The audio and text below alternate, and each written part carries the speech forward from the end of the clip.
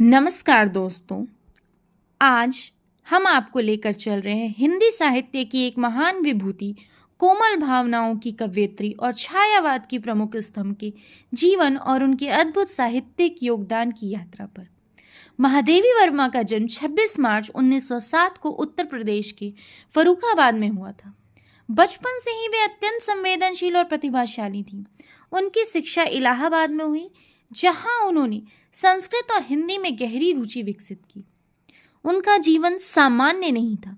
उन्होंने समाज की रूढ़ियों से अलग अपनी राह बनाई और शिक्षा तथा साहित्य को अपना जीवन समर्पित कर दिया।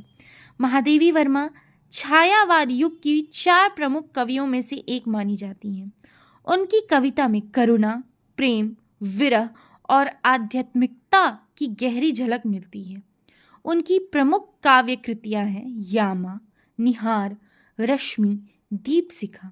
उनकी लेखनी में एक अद्भुत संवेदनशीलता थी जो पाठकों के हृदय को छू जाती थी। केवल कवित्री ही नहीं, महादेवी वर्मा एक उत्कृष्ट गद्यकार भी थी।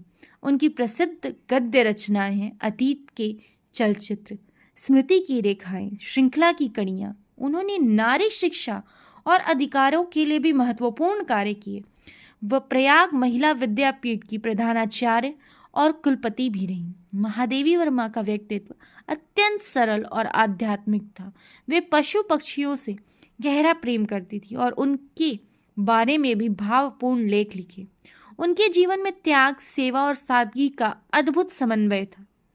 उनके साहित्यिक योगदान के लिए उन्हें अनेक पुरस्कार मिले, जिनमें प्रमुख हैं ज्ञानपीठ पुरस्कार, पद्म भूषण, पद्म विभूषण।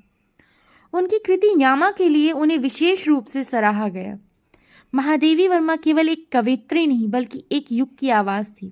उनकी रचनाएं आज भी हमें संवेदनशीलता, प्रेम और मानवीय मूल्यों का संदेश देती हैं। आशा है कि यह यात्रा आपको प्रेरित करेगी और आप उनके साहित्य को पढ़ने के लिए उत्साहित होंगे। धन्यवाद।